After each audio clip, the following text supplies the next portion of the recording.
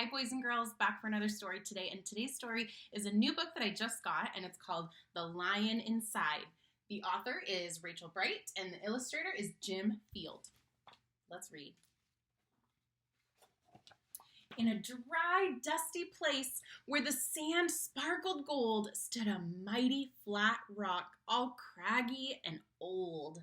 And under that rock, in a tiny full house, lived the littlest, quietest, meekest brown mouse. Here's the craggy old rock, and here's the little mouse's house.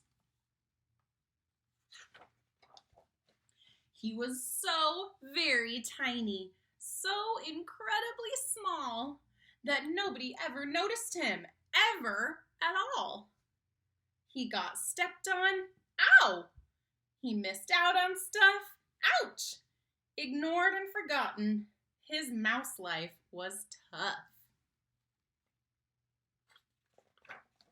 Meanwhile, far above, on top of the rock, times were quite different. It was lion o'clock. This huge, toothy creature made sure everyone saw how important he was by how loud he could roar. Can you make your loudest, meanest roar? He was head of the pack. He was shouty and proud. He loved flexing his biceps and wowing the crowd. Yes, all were impressed by this mighty king cat.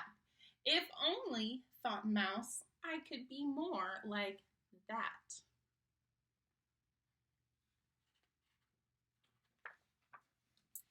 Then late one dark night, in his tiny mouse bed, the cleverest thought popped into his head. He leaped up in the darkness and held up a paw. I've got it, he said. What I need is the roar. I mean, what if this mouse, with the weeniest squeak, were a little more grrr and a little less meek? Well, he'd still be the smallest of fuzzy brown mice, but he'd make friends and join in, and life would be nice.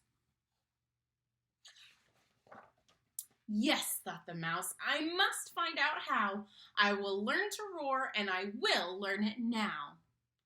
But it wouldn't be easy. There was only one beast who could teach him this thing, but might make him a feast. It was time to be strong, take a chance. After all, forever was such a long time to feel small. So he made himself brave, and he thought like a winner. He set off for the top, hoping not to be dinner. It felt like the scariest thing he could do, but if you want things to change, you first have to change you. The farther he climbed, the closer he got to the slumbering lion reclining on top.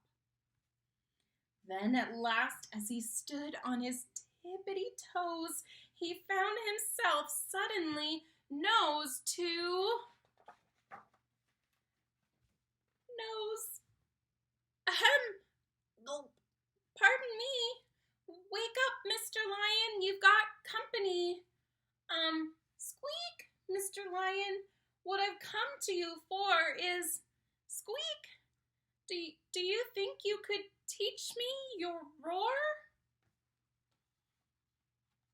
Make a prediction. What do you think the lion will say? Will he help him? Will he laugh at him? Will he be mean to him? Will he eat him?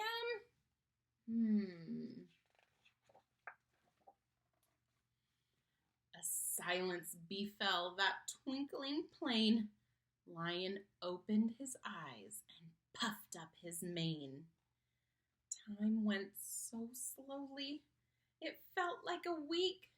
Then he opened his mouth and he let out a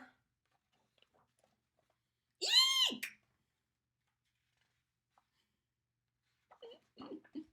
The lion curled up in a terrified ball. He didn't like this not one bit at all.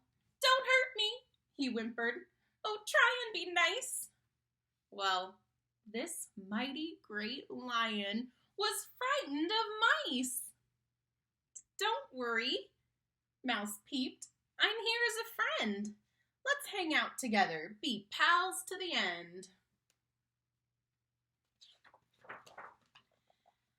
That was a magical moment for sure, when the mouse didn't feel at all small anymore. He had found his true voice and learned to speak out, and for that, you don't need to roar or to shout. And from that day and always, the two were a pair. They both liked that rock better, now that the rock was to share. The mouse, while still little, felt big in his head, and Lion, he still roared, but with laughter instead.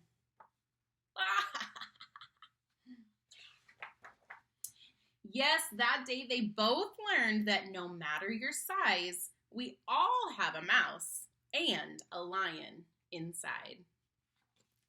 The end.